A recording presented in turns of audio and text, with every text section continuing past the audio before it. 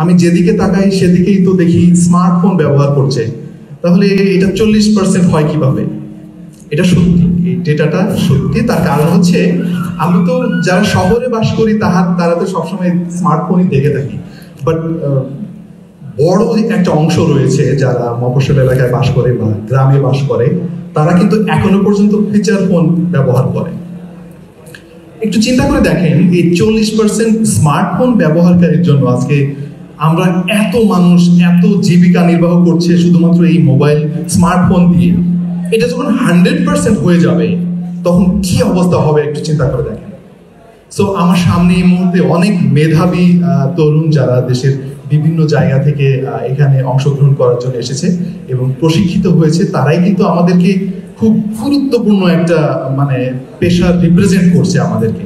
তারা খুব গুরুত্বপূর্ণ একটা কাজ করছে। একটা ফোন দিয়ে আসলে সরকার পরিবর্তনকে আমি বলবো যে পৃথিবীটাই পরিবর্তন করা সম্ভব। ওই যে বলছিল না যে ঘুরে ফিরে আমার মাস্টারমাইন্ড তো আসলে মার্ক জাকারবার্গ ভাই, তিনিই তো আসলে, তাকেই তো ঠেকানো যায়নি।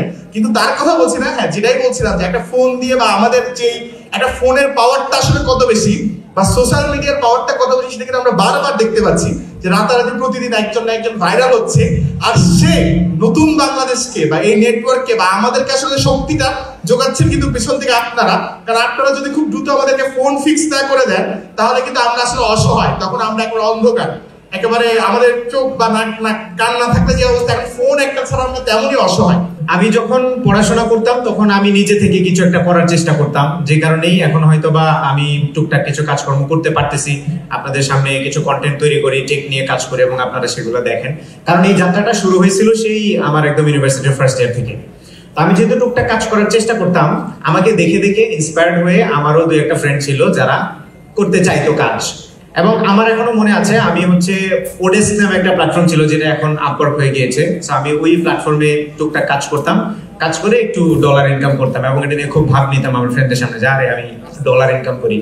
তো এটা দেখে আমার ওই ফ্রেন্ডগুলো একটু জেলাস ফিল করতো, একটু এনভি করতো, তারপরে আমাকে বলতো যে দোস্ত আমাকে একটু শেখা, কেমনে করস।